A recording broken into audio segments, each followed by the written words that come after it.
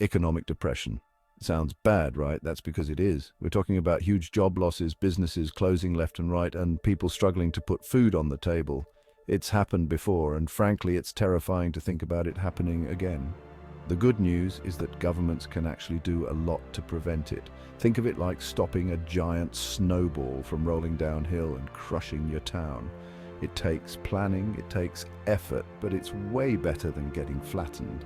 So how do we stop this economic catastrophe? Well, it starts with understanding what causes it. Imagine the economy as this big, complicated engine. Sometimes it runs smoothly, sometimes it sputters, and sometimes it just completely stalls out.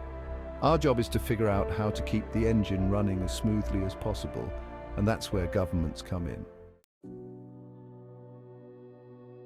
Governments have a bunch of tools they can use to keep the economy humming along smoothly and efficiently. One of the big ones is controlling interest rates, which can have a significant impact on economic activity. Think of interest rates like the gas pedal on a car. Lower rates mean cheaper borrowing, which encourages people to spend more money on things like homes, cars, and other big-ticket items. Higher rates do the opposite, making borrowing more expensive and encouraging saving instead of spending. Then there's government spending, which is like injecting fuel directly into the engine of the economy. Building roads, bridges, and schools creates jobs and pumps money back into the economy, stimulating growth and development. But just like with a car, too much gas can flood the engine, leading to inflation, which can erode purchasing power and destabilize the economy. It's all about finding the right balance between stimulating growth and keeping inflation in check. Of course, it's not just about spending money wisely. Governments also need to make sure the rules of the game are fair and transparent. That means cracking down on monopolies, preventing fraud, and ensuring fair competition in the marketplace.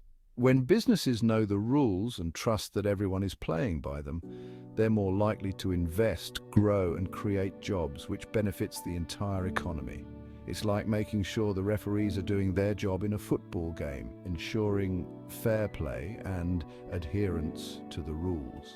Nobody wants to watch a game where one team is constantly cheating, and the same goes for the economy.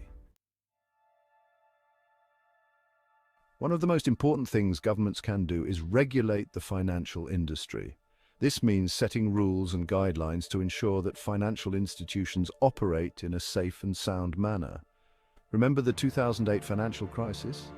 It was a stark reminder of what can go wrong when the financial sector is left unchecked. Yeah, that was fun.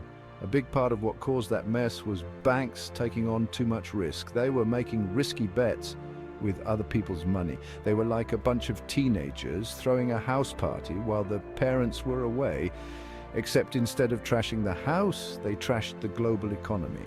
The aftermath was devastating for millions of people. Governments learned their lessons, and put in place stricter rules to prevent banks from going wild again. These regulations are designed to keep the financial system stable. Think of it like putting a leash on a very excitable, potentially destructive puppy. The leash is there to keep things under control. It's not about stifling their freedom, it's about preventing them from burning down the house. Regulations act as safeguards. Another crucial tool is fiscal policy. This involves the government's use of its budget to influence the economy. This is basically the government's budget, how much money it collects in taxes and how it spends that money. It's a balancing act.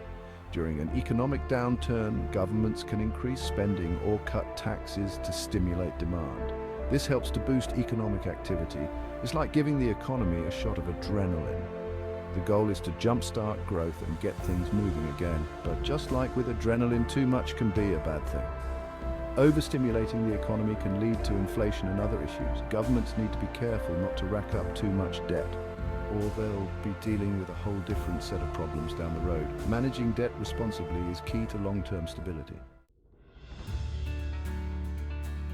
Speaking of economic downturns, let's talk about the granddaddy of them all, the Great Depression. This wasn't just a recession, it was a full-blown economic meltdown. Unemployment soared, businesses collapsed, and people were literally standing in bread lines. It was a dark time, but it also taught us some valuable lessons about what governments can do to fight back.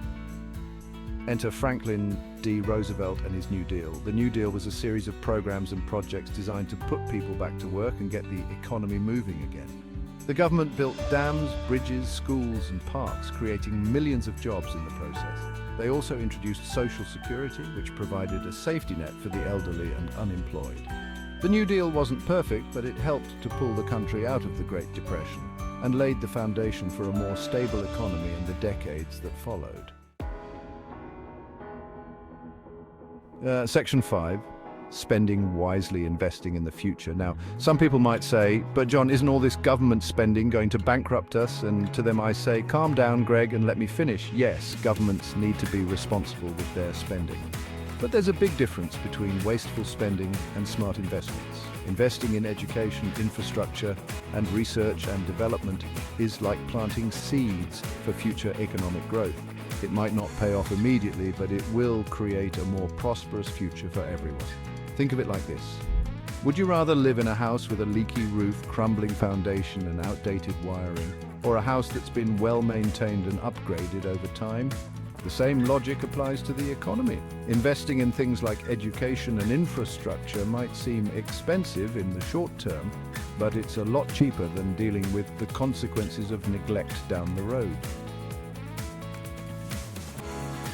Section 6, safety nets, catching people when they fall. Remember those safety nets I mentioned earlier? They are the backbone of our community support system. Those are pretty important too. They provide a crucial lifeline for many.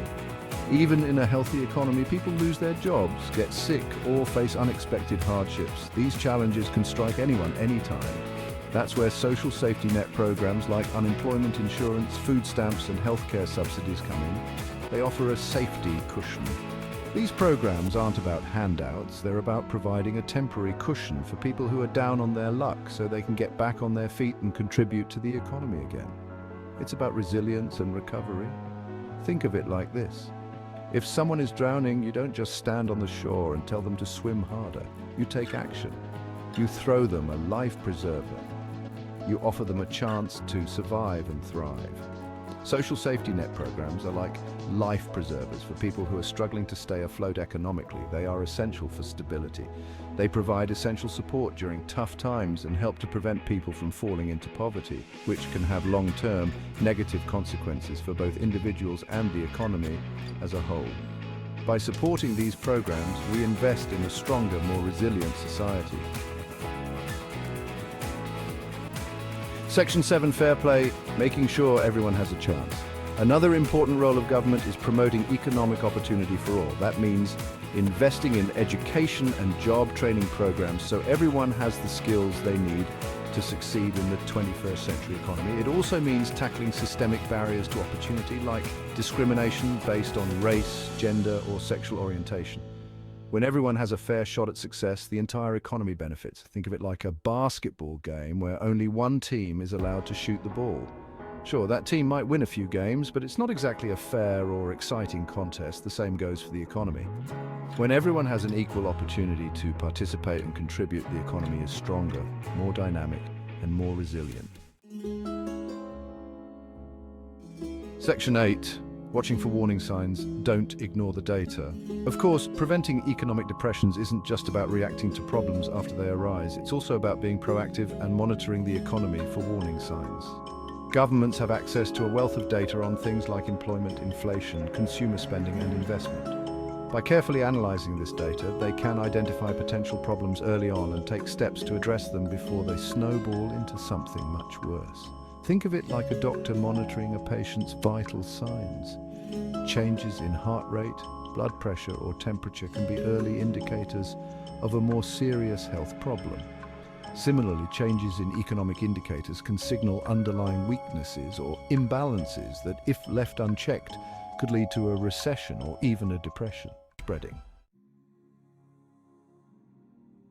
Section 10. Prevention is key, a better future for everyone. Preventing economic depressions is a complex and ongoing challenge, but it's one that governments must take seriously. By understanding the factors that contribute to economic stability, implementing sound policies, and working together to address global challenges, we can create a more prosperous and equitable future for everyone. Remember, an ounce of prevention is worth a pound of cure. Or to put it another way, nobody wants to live through another Great Depression. So let's all do our part to make sure it never happens again.